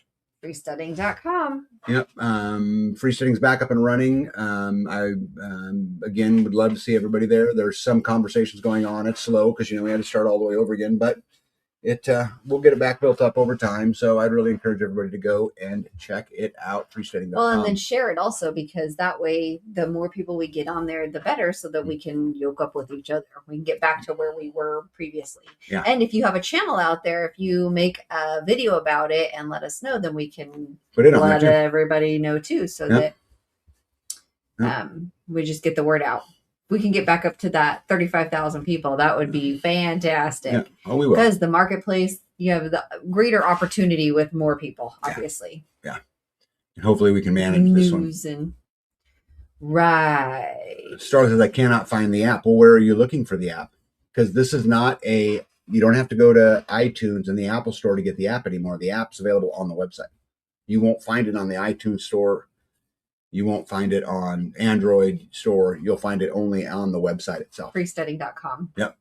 But you see how there is a couple buttons, install the Android app and install the iOS app? It's right there. At top right-hand corner, you'll see two buttons. That's all you got to do. So we don't want to pay Apple to house an app. And that's, we really work hard on these kinds of things and making a place where things aren't censored. No one really has any say over it except us, right? Yeah. We try hard to do that. So, well, it's a big difference when you're trying to starve the beast. It's hard. A lot of little pots that you have to starve. Yep. Dan said I signed up today. Cool. I'm actually considering making some, starting back up some of my Starve the Beast videos. Some of the freesteading type things that I do out here and posting them, not on my regular YouTube channel, but posting them on freesteading because that's what that's really about, But what else? All right. Don't forget we have the Freedom Fest coming up July the 11th. Like my new one? I do like that. I was just looking to see what all was on there. It says farm fresh food, all day kids activities. And I added this one, discover off-grid living, because I'm hoping that people will come out and try to experience what living like that is a little bit. Our community center is completely off grid, as is my whole property, but hoping people will ask some questions and, maybe. And then we could do some farm tours, maybe. Yeah. If somebody comes and they're like, wow, what are you, blah, blah, blah. Yeah, not like scheduled. Yeah, but B will be the tour guide for all of those. And then fireworks once dark happens, so it ought to be a good time. We're expecting a huge turnout. I get RSVPs all the time. Huge turnout for us, which will be a big turnout here would be 300 people, so be perfectly happy with whatever it is, though. Yeah, Nito said, I have not been on to get home, but I know you will. What's that say? Kid approved meals? No, it says kid approved meals, snacks, and treats. It is kid approved. It's all farm food. I approve it. I approve it. Yeah. I approve this Yep. message. Games, crafts, pond fun, and friendly competitions. Reconnect with your community. Yeah, pretty cool. And then after that, we have the Harvest Fest coming September the 26th. So put that on your calendar as well. I have no idea what the details are, and all these bullet points that are on this, I just completely pulled out my backside because I don't know what they're doing. So we don't know that there's. All I know is it's September 26th, and it's the Harvest Fest, and it's the second annual. Yeah, that's what I know. I don't have any idea of the rest of it. I have not been informed. I have not been told. So I was just really trying to create a placeholder. I probably should create a festive. So is this the fall festival then? Yeah. So you're going to change it to Harvest. I thought we always called it the Harvest Festival. I thought we called it the Fall Festival. I don't think so. But if I'm wrong, I promise you, I'll fix it when the bosses tell me. The Festival of Harvest. Yeah, I like the Harvest Festival. Yeah, I wonder. I know that Hacks is in here; they'll correct me, or maybe if beautiful Louise Wesley is in the house, I'll get corrected. Anyway, we're all going to hang out on September 26th. So, and then the next one will be the Freeman Festivus, which will be probably sometime in December, but none of that's scheduled yet, right? Yeah. You good? We have the next two scheduled. That's good. The next two. So we should probably get on the last one just so we can get it all locked in place. But well, I mean, that way people can schedule it. I mean, if they need to. It used to be where we had to go and find a place to house it and all this stuff, because like the Festivus will be the 4th or 5th, right? Festivus, which will be in December. It's been a while. A while, yeah. I don't remember how long, but okay, Mrs. Hack says it was the Fall Festival, but keep it the Harvest Fest. I agree. I'd rather be the Harvest Fest. Anyway, Harvest Fest. It's a whole bunch of people coming together to hang out. So, Starla wants to know if you tried planting anything new and fun this year. Eggplant. Yeah, that is new. And you have service berries, which are new. You've never done those before. Yeah. I found German chamomile. That's a big deal to me. Clearly. I found German chamomile. Clearly. Not just one, but I found 4 plants in the same swale. I was pulling grass, and I went, wait a minute. I think I know what that is. And I took a picture of it, and I was like, I do know what that is. Did you plant it? Yes. Okay. So you found it. That's not make sure I got this right. So you found a plant, you found a plant you planted, and were excited that you found the plant you planted. Well, so I planted it here and it was not there. It was over here. Oh, and then beyond. You didn't know goats do that? They just pick up there. They pick up your German chamomile and they relocate it for you. Yeah. They also flatten my tires as I'm mowing. Little poop head. So if you guys ever want your plants randomly moved, just get a goat. They'll move it. No, I think that the seeds were generously spread in that swale. And because I waited so long to pull the weeds in that it actually grew enough to where it looked recognizable. And so when I was pulling, I was able to recognize it and go, we're going to mark this. But it did not come back where I planted it. Mm. So mama died, but the babies live? Yes. You have orphan German chamomile? Well, I mean, a lot of things drop their seed, and that's what comes up the next year is, just like the basil that's in the walkway. Your goji berries? Oh, my goodness. Oh, yeah. They've exploded. I did not know those send runners and pop out new plants. So those are gonna good.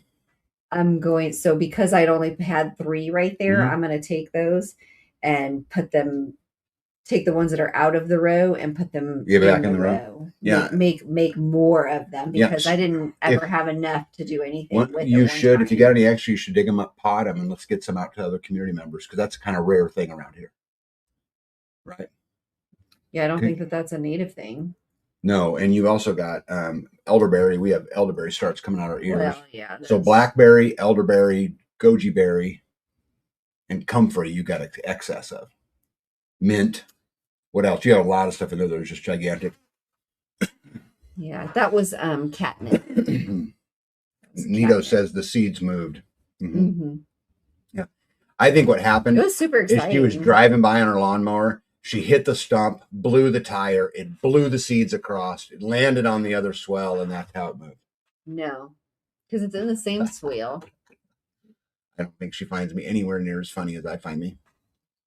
You're not very good at sleuthing. Yeah, anyway.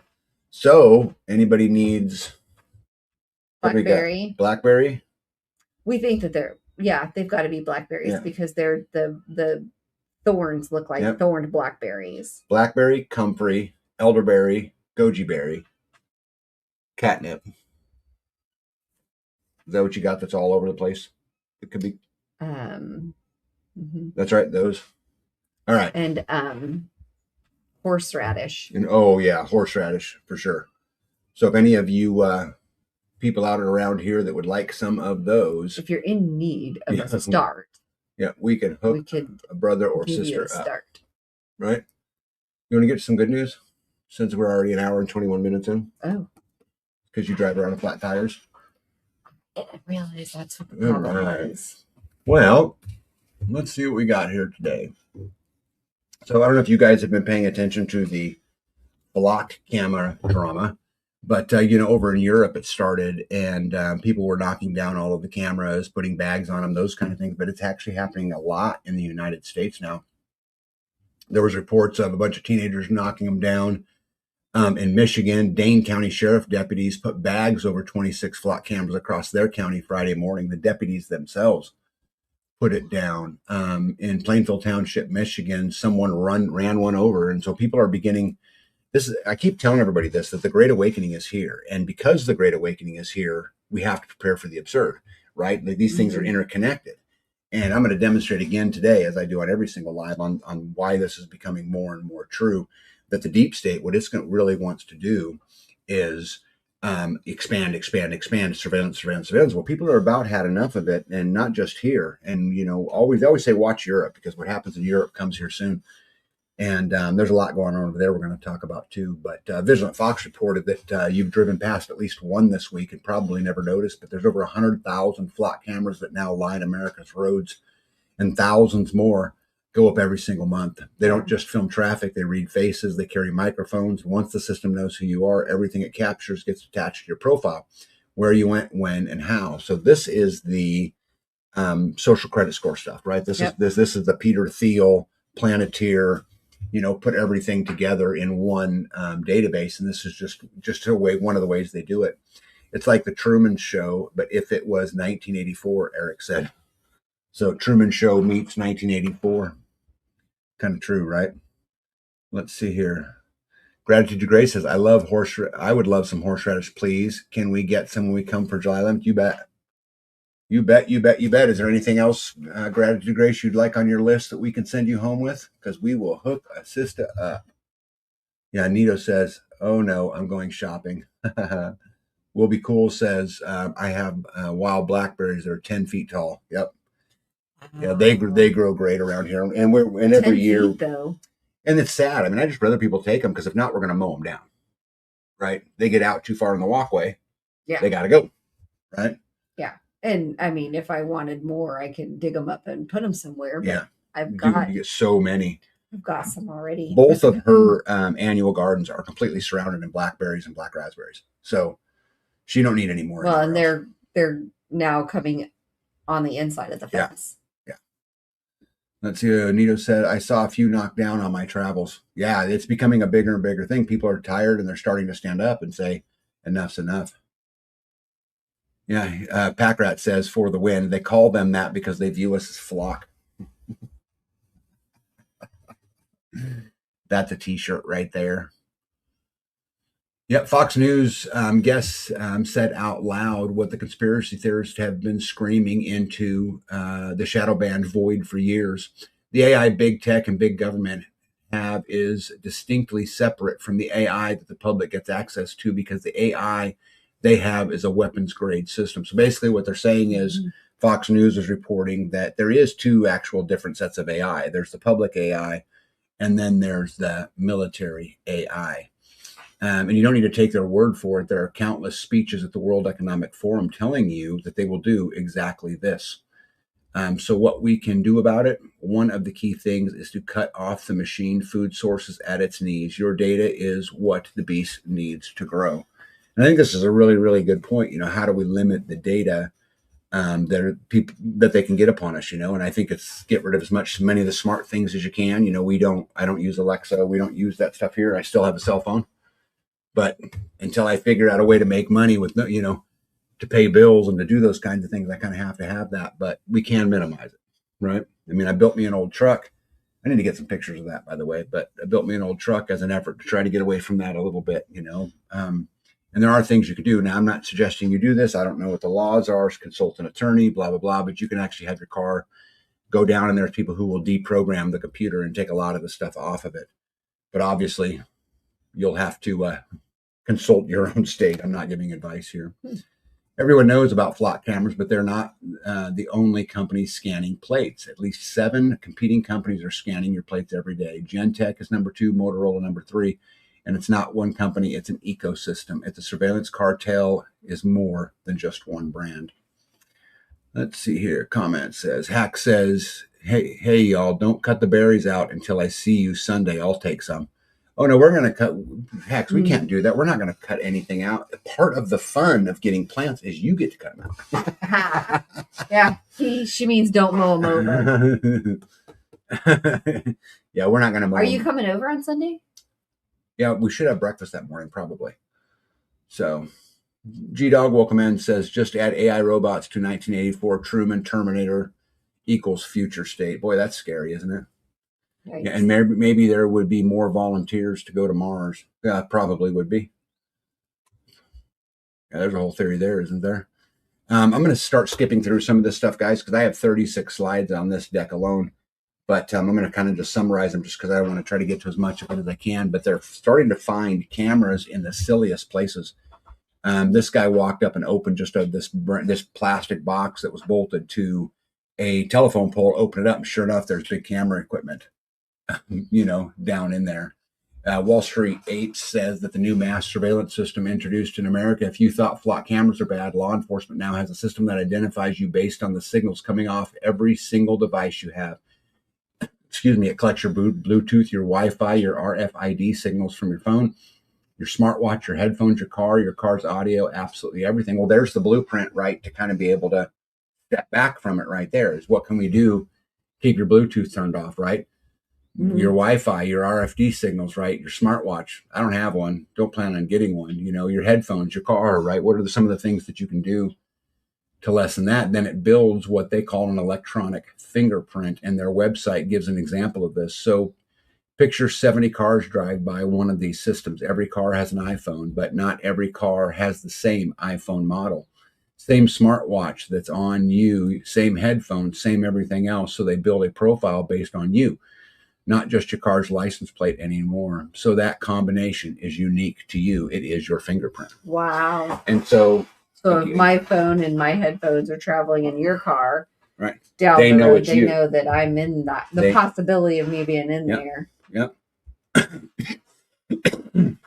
That's right. And they fingerprint you. I was reading an article, I don't mean to derail here, but I was reading an article about facial recognition and how it used to be that they used to measure the jawline a lot, but as time goes on, the facial recognition is moving further and further up, and now it's focused on the eyes. So the people that wear masks, to protests and those kind of things is proving to be less and less effective because now they're spending so much more time on the upper part of the face. Edward Snowden came out. I don't know if you guys seen this or not, but he basically said that, the whole Western world is moving fast towards the surveillance state, and that basically we should be doing everything we can to resist right now before there's no chance of resisting left. Apple just released an update to Siri that will allow their AI agent to read every part of your phone. This includes your messages, your email, your notes, your files, your photos, your calendar, your app, your content, and more. This is fully mass surveillance and data gathering, and even have access to your health data and location history. Just think it. The U.S. government had a backdoor into the Siri AI system. This isn't something that's unlikely. They had a backdoor into the old Twitter, and they have worked very closely with Apple in the past. Siri even came from the U.S. government, from DARPA. And so, again, what they're doing, guys, is they're creating electronic fingerprint that's unique to you. And this is important. And this is why, part of the reason why I think Trump and, the cronies there decided to hire Planeteer to create the ultimate database to house all this. This is also part of why they need all the data centers. Right? Yeah. Now, what do you do with all of this data?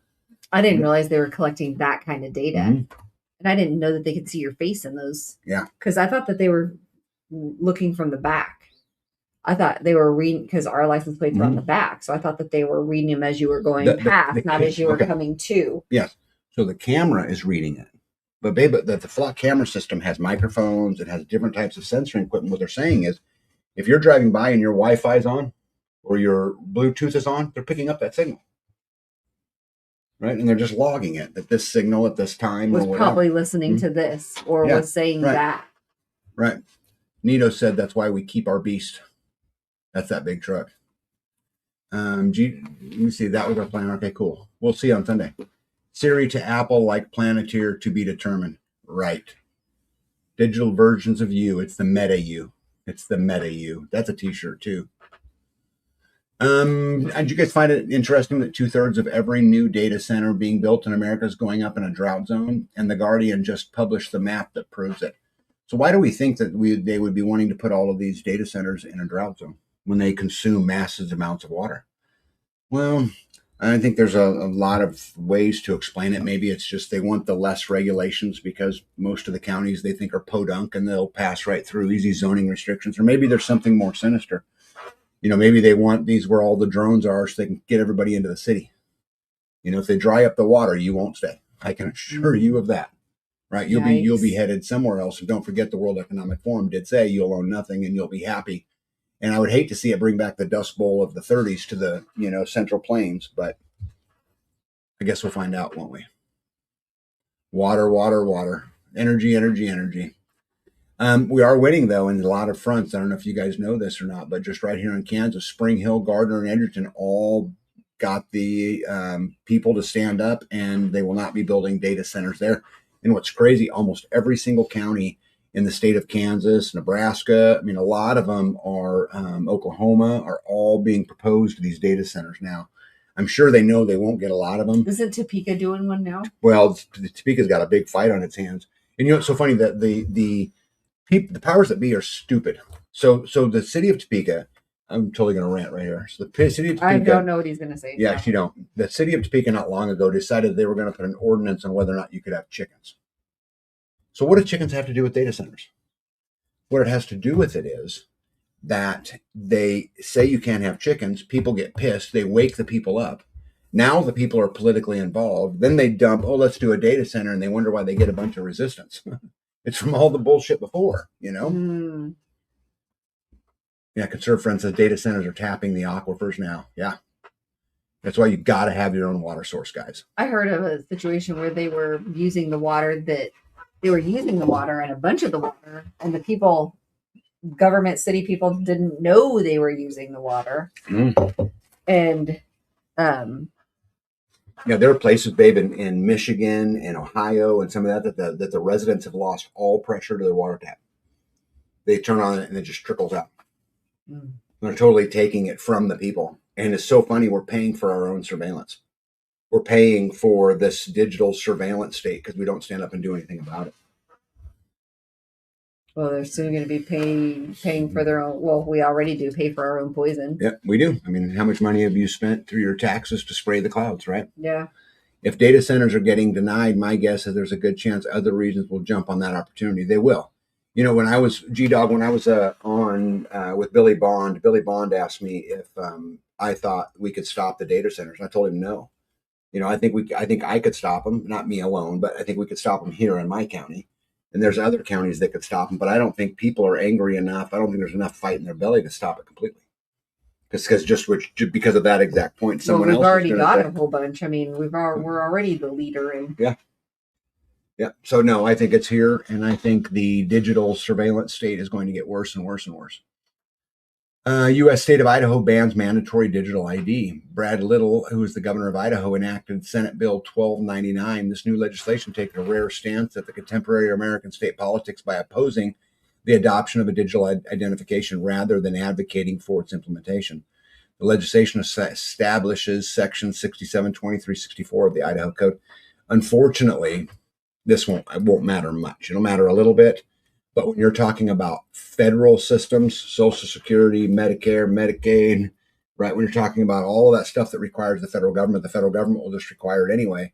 And if you take a retired person and say, hey, you can't have your Social Security until you get this digital ID, they're going to go get the digital ID. Yeah, what are the choices do they have? Yeah. They're going to go out and start working again? Yeah, Nito said some places have lost water. Yeah, there was a story about Lake Tahoe, how they were telling the residents they're going to have to find their own sources of water because of the data center. Crazy, right? The United Kingdom is drafting a law to scan every photo, video, message on every phone in the country. Tech CEOs who refuse to implement this could face 5 years in prison. The proposal would force companies to build device-level scanners that inspect every bit of content. So basically, in the UK, they're threatening Facebook, X, Telegram, all of them, that if they don't install this type of software that tracks every single message, like they don't already do it, which is stupid. But the point is they're now threatening that the tech CEOs of these companies will be held personally liable. Squatchy says Little is appeasing his base as he is a rhino. He is a rhino. And again, I think it's all saber rattling. I don't think it'll be for anything. Our electric company here is working with data centers to build them. Yeah, it's going on absolutely everywhere. But could you imagine going after a tech CEO because you won't participate in the surveillance of people? Are all of the electric companies working with them? They have to, babe. Because they have to use their equipment. No. Listen, this is the thing. The data center is the brain. So what you have to understand is when they began this whole data center push, they gave away the electric grid.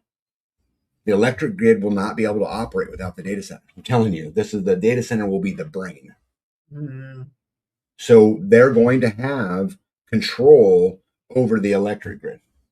The data center CEOs and shareholders will control the electric grid. Just an absolute 100% fact. Will Be Cool says, no wonder 1984 was set in the United Kingdom. Yeah, and it's crazy. It's not just the United Kingdom. An example of that, since we're on the topic, is Britain's Minister for Northern Ireland is preparing for major crackdown on social media companies to force removal of all content they say is illegal. So Britain's also telling Ireland that, hey, listen, we're going to monitor all your social media, and if we determine it's illegal, we're going to force the removal of it. And they did this underneath the UK's Online Safety Act of 2023, which, by the way, you guys know who helped push that through? Yeah, that was Hillary Clinton. Went over there to help push this all the way through. But, as I was telling you guys, people are getting pissed. But it gets worse. Widewake Media reported European Central Bank and chief Christine Lagarde calls for an accelerated rollout of both CBDCs and net zero. Reforms to accelerate the energy transition. Remember, we were just talking about how the data centers are the brain of the electrical grid, right? So we think about that when I read this sentence, right? She says they need reforms to accelerate the energy transition. To reduce the reliance on fossil fuels is more vital than ever. The digital euro and tokenized wholesale central bank money will enhance Europe's strategic autonomy. It is thus essential to swiftly adopt the regulation on the establishment of the digital euro. The digital currency is the final trap. With it, you can't buy anything, you can't sell anything, you can't have anything unless the deciders decide you can. Europe takes it a step further. The European Union's announced a new Europe will go on without the United States of America. Ursula von der Leyen, nostalgia is part of human history, but this will not bring the old order. We will build a new, independent Europe. So Russia is implementing those draconian measures. Europe is implementing them. Europe brought in all of these immigrants to control the right? And actually, I have a slide on this later. We'll talk about that in a minute. But So Europe did all of this. They're bringing all of this stuff in, and it doesn't seem like there's very many people that can stand up to it. G-Dog says, call me paranoid, but it appears part of the larger plan. Push data centers. Climate gets worse. Put DC in space. Many opportunities to update data centers. Yeah, I think it's a really bad gig, and I don't think that's paranoid at all. That's a little bit of foresight, G-Dog. Gregory says, our natural resource district is against them using the water, but that doesn't matter. They're going to take it anyway. They're going to steamroll. You know how many videos I've watched of county commissioners just steamrolling their own people? And one has to ask themselves why. Why would people who grew up there, probably lived there most of their lives, especially in these rural communities, just steamroll their constituents? There's got to be money involved, right? So it's the only reason you would do it. Love Runs Ram said, I thought Trump said data centers have to bring their own electric, like they would keep that as their word. Not water, though. Yeah. So he said that they should bring a new nuclear plant with them, or build a new coal power plant with them. But what you have to understand is that doesn't matter either, Love Runs Rampant, because the grid is the grid. So and these data centers will be the brain of the grid. The United States right now has 3 grids: the East Coast, the West Coast, and Texas. Basically, are the 3 grids. And I promise you, as soon as they start tapping those data centers in there, that becomes the control. That becomes the brain of that entire grid, which is why, guys, I have been screaming from the rooftop for years on this channel about energy, energy, energy, energy, energy. Right? And this is why. Right? Because they're going to come for it. Interesting enough, did you guys see that Lindsey Graham wins another term in the Senate? This is absolutely amazing to me that Donald Trump says Massey is the worst senator ever. Lindsey Graham gives him a thumbs up, says congratulations to Senator Graham, the great state of South Carolina, on the big win tonight. If you were going to talk about draining the swamp, Lindsey Graham would be at the top of that list. The Conservative Review gave Thomas Massey an A for his Liberty score and Graham an F. How is it that we celebrate that? And did Trump just not like Massey standing up to him? I don't know what it is, but I was watching an interview with Thomas Massey, and he said, and I quote, Washington is 99% scripted, that all of these massive bills that we see are entirely written by corporate lobbyists in the deep state. And then the people in office who are bribed by them just approve them and rarely actually read them. Insane. Concerned Friend says counties in the East are ignoring agricultural reserve laws to approve data centers. People are so stupid. Resolved, every local community should mandate a condition that all data centers need a meter to monitor their energy uses at a higher rate than residential or commercial. Never happened. I'd love it, but never happened. Pete says Graham's a warmonger. G-Dog says Massey's too smart and can't be bought. But what does that say about Trump? Right? I'll blow through this quick too, because we're getting through it. There are reports coming out of California. Karen Bass got reelected as the mayor of Los Angeles, and they were interviewing homeless people that were claiming, again, I was not there, were claiming that there were people walking around paying them $2 for every vote they would give to Karen Bass. Remember, this is the lady from the Palisades fire over there, right? How she would get reelected again, is absolutely beyond me. Maybe Squatchy can comment, because they're kind of from that area, but absolutely blowing me away. And maybe the way she won is by buying votes for $2 a piece. Can you believe somebody would sell their vote for $2? Yeah, Dan says, oh yeah, he's a massive warmonger. Let's see, Ireland, you guys, this is absolutely crazy. Again, I'm going to blow through this too, because I got a bunch of slides on this. But let me just summarize real quick for you. So an immigrant from Algeria stabbed 3 little girls. And then there was another incident in Ireland where an immigrant tackled an Irish dude and tried to decapitate him in the middle of the streets. And the government pretty much said, oh, it's all right, it'll be fine, didn't really push it very much. Well, the people said, we've had enough. They went to the streets. They're burning cars. They're even the Irish people are walking around hunting the immigrants now. They're going door to door. Wow. They're burning them out of their houses. Oh, it's a mess over there. And many people are claiming that Ireland's about to break into a civil war. And in fact, I'll read just one of them here. Spiritfit says, alert civil war in Ireland following the video of a migrant member of an armed wing of the terrorist organization Mother Brotherhood who attempted to behead Stephen. This Irish guy are striking back. Left-wing politics and propaganda have succeeded in manufacturing a civil war. But the people are saying, well, that might be okay, but it ain't happening, and it's time to take our turf back. Now, the European Union and the Irish government are saying, whoa, hold on a second. Media is not reporting on it. Angela Merkel admitted on camera that she deliberately flooded Germany and lots of other places in the European Union where third world immigrants because she needed to, and I quote, kill off the right.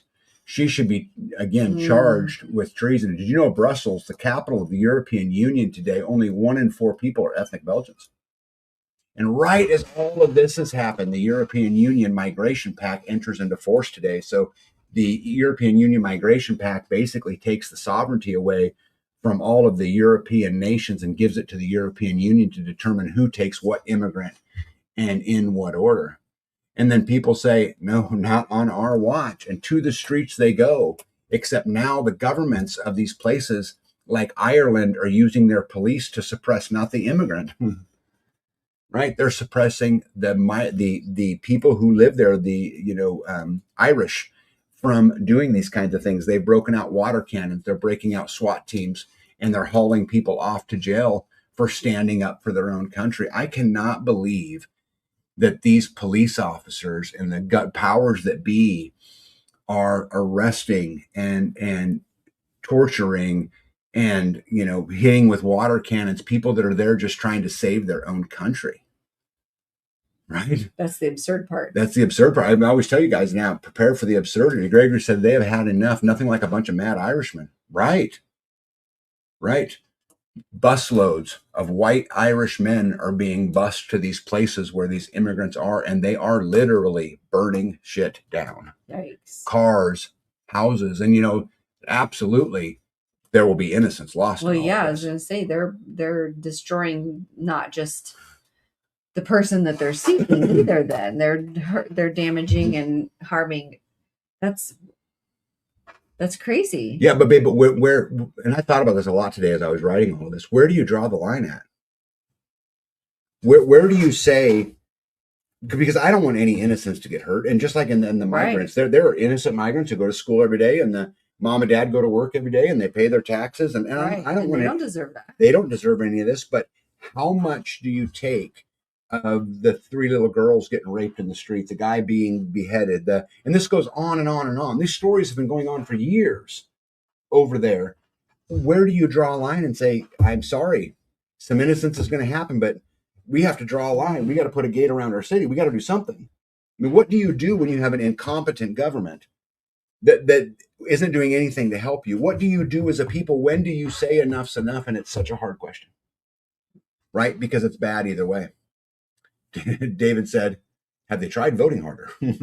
This is what got him into this, right, David? Yeah. Right. I just shared some pictures of car burnings and some of the stuff that's going on there because it is absolutely rampant.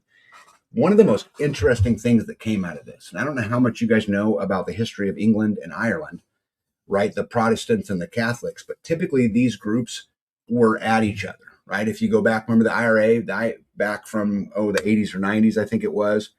They were at each other. They're standing together now. The inept government who is allowing these people to rape these little girls, allowing these people to murder people in the streets and assault people in the streets, have now united 2 sets of people that claim to hate each other.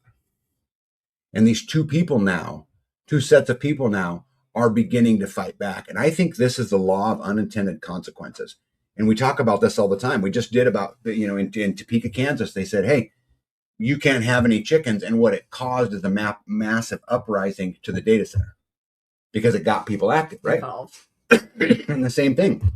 Now they've got the Catholics and the Protestants working together to combat it. Yeah. And again, this is the law of unintended consequences that they don't ever see coming. I also find it quite fascinating that a lot of these Irish and English men who are walking the streets doing these things are now carrying the Knights Templar flags. If you know much about the Knights Templar, babe. So basically, the Knights Templar back in the days of chivalry went around hunting Muslims. They were those knights that wore the white gowns with a big red cross on them. You know what I'm talking about? Okay, yeah. Looked like that. Oh, okay. Right? So now they're bearing some of those flags, which I find is super interesting. Gratitude to Grace that Ireland has only been a sovereign nation since the 1920s. Northern Ireland was given to Great Britain to end the war, allowing Ireland's sovereignty. Yeah, and I know there's been, Gratitude to Grace, been a lot of, Dead Running said that they're the reason behind Friday the 13th. Guys, but they're uniting. People are saying enough. I mean, you can see it in the flock cameras being destroyed right here in America, to the cars burning in Belfast, to England, to it's going on absolutely everywhere. As I've been saying for a while, the Great Awakening is here. I mean, look at those pictures, babe. Those are going on in modernized countries today. This isn't third world countries. The clock is ticking. Governments can contain a riot. They can deploy police. They can make arrests. What becomes far harder to contain is a growing belief among millions of people that nobody in power is listening. Mm. From Belfast to Glasgow, and beyond, the question is no longer whether there is public anger. The question is how much further it spreads. If the unrest fades, the government will claim victory. If it continues to grow, this stops being a law and order issue and becomes a crisis of political legitimacy. That's important. It becomes a crisis of political legitimacy. Are the people in charge legitimate? And they start questioning that. And this is the dangerous road that they travel. And this is, again, the law of unintended consequences, because history shows that when governments lose the trust of the people, events can move very quickly. The next few days may prove decisive. So this is water they're shooting at people? Yep, and it's happening all over Europe. Packrat said the Planning Commission meeting last night in Nashville, Tennessee was mainly a public hearing on a new data center. Started at 4 p.m., ended beyond 10 p.m. Wow. Person after person using their 2 minutes to say no. Wonderful. This is why we have a document stating we the people. I think here's the thing about that, though. Did you know that freedom has never protected itself? Huh. Never a single time in human history has freedom protected itself. We had to do the inconvenient and the uncomfortable job of ensuring that we had our freedoms. And how long, I often wonder, people will let it go, because I would much rather throw an uproar over a data center, uproar over a resolution, an uproar over something like that that's pretty benign, than to meet in the streets and hunt an immigrant because I'm so angry at my government, right? Because that's where it ends. There's a reason why prisons, people yoke up in their race, right? It's tribalism. And when all the shit hits the fan and all of these things going on, it resorts right back to the same thing, tribalism. Community. I could rant on that forever. Here was a picture of young teens that were, again, hunting immigrants, jumping through their windows, pushing them out. In Belfast, asylum seekers are being hunted house to house. Gratitude to Grace says people from the third world countries have been mass imported into these places, and they are disseminating it like their home country. I agree. And again, I think the question is, when's enough? When do people say, no, sorry, this is my land. This is where we live. We're not doing that here, because the government's not going to do it for you, right? The Irish government isn't doing it for their people. The English government isn't doing it for their people. France is talking about accepting a whole bunch more. The European Union came out with a pact that takes the sovereignty of all these individual countries away, right? Squatchy says, what's that old saying? An enemy of my enemy is my enemy. Yeah, the enemy of my enemy is the friend of mine, right? Or at least that's how I heard it. While all this was going on, so the Trump administration, Xi Jinping, and Putin all met for closed-door meetings. I've been saying for a long time, it would not surprise me at all if what we seen was that those three people were actually combating the New World Order, and you had places like Europe and the socialist left combat it against. And I don't know, do we end up with 3 dictators? I don't know how it all works out in the end, but it sure seems to me that that's happening. U.S. Secretary of State Marco Rubio said the Western Hemisphere is ours. So he's clearly saying we're going to divide the world up. I'll guarantee you these meetings are going on. It was also interesting. Shortly after that meeting, Xi Jinping called Vladimir Zelensky and made an offer to get him back the land that Ukraine lost and to end this conflict, and said that they had, it was reportedly said that they had some sway over Russia and could make that happen. None of this stuff, guys, happens by mistake. I promise you. President Trump's been going back and forth for, I think it's been 39 times now. Trump has said the war in Iran is over. And then this weekend, just a couple days ago, they shot down an Apache helicopter, which then Trump says, okay, we've got to go kick their ass, basically. They've got to pay for this Apache helicopter thing. And so he does a night of bombing. So the U.S. is bombing Iran, Israel is bombing Iran, and Iran is bombing Israel, is basically what's going on. Then Trump says Iran is begging them to stop the bombing because they launched apparently 49 Tomahawk missiles. And then shortly after that, let's see here. Trying to find the right post. Nope, not that one. I'll skip those. Basically, he says that Iran has now agreed to a new deal in the war right there. The new Iran deal proposed has been officially confirmed by Iran, he says. The deal proposed includes U.S. sanctions relief, extension of ceasefire, reopening the Strait of Hormuz, lifting oil sanctions, unfreezing $24 billion in Iranian assets, and a U.S. plan help to restore Iran's economy. Notice you didn't read anything in there about nuclear weapons. President Trump then got pissed at Iran and said, wait a second, Iran leaked the details of this deal. This isn't what we agreed to. It's pretty hard to negotiate with dishonorable people. So now I'm confused. For the 40th time, the war is over, but maybe it's not.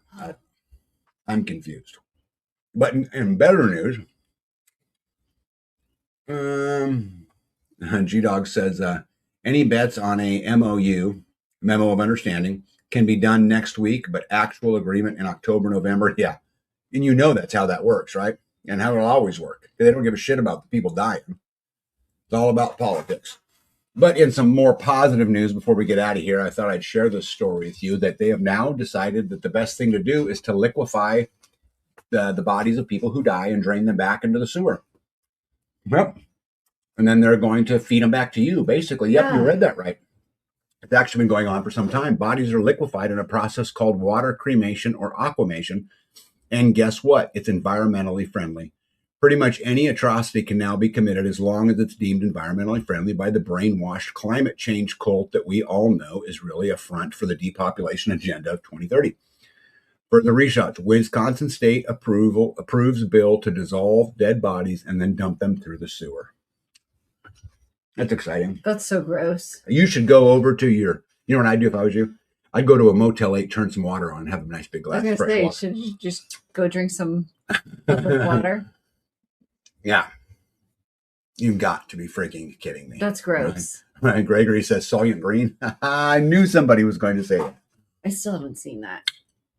This war will lose the midterms for the Republicans. I don't think it matters. Will be cool. You know, you can't tell me, I'm going to say you can't. I don't mean this directed directly at you, but the swamp didn't get drained. It's the same freaking thing. I don't think that I don't think that we actually know what's going on. I think that even if they did, we wouldn't know. We wouldn't be privy to that information. So 84% of Americans now say that the Epstein files reinforce their belief that powerful people are rarely held accountable. Polled 84% of Democrats, 82% of Republicans, 80% of independents, and now 90% of Democrats all say the government no longer works for them. This is what I was talking about. That's right? A lot of people. This is what I'm talking about is right here. This is why I say the Great Awakening is here. Megyn Kelly tested her house for EMF radiation, and she went on a big old rant. I don't know if you guys follow Megyn Kelly. I don't a lot. But I found this interesting that she took her little thing and walked around her house and found high levels of EMF. EMF is something I've been studying a lot more of lately. not just here, but also in my business work, to see if what I can do to combat some of those things. I'm glad I live where I live. I'm not in the middle of New York City, right? I'm going to skip that. There's some really cool stuff in here. Oh, I want to follow up on this report. Remember the lady I talked about 2 lives ago who did a Facebook post on the quality of water, right? Remember that in that small Texas town? And then the cops arrested her and threw her in jail for her Facebook post. Well, multiple sources now confirmed to Fox 4 that Trinidad Police Department Chief Charles Gregory is resigning from his position of chief of the city of Trinidad effective Friday, June 19th, 2026. So he lost his job over throwing her in jail. How wonderful is that? June 19th? That's his last day. He's resigning effective June 19th. Right? But she won. Excuse me. I'll blow through this one too. Supreme Court ruled that the exact list of parental rights now have if a school tries to block them. And so this, if you haven't read this, again, I'm not going to read through it line by line, but the Supreme Court just ruled that parents have these 11 or 13 specific rights. Some of them would be advance notice, opt-out rights. Parents can excuse their children from specific instruction, free exercise protection, forcing children into lessons that pose a very real threat of undermining religious beliefs and being unconstitutional. There are a lot of things in there. You should read it, but the Supreme Court did the American people a solid and reaffirmed a bunch of rights for parents. G-Dog says, Megyn Kelly going to get rid of her cell phone? I don't think so. Yeah, probably not.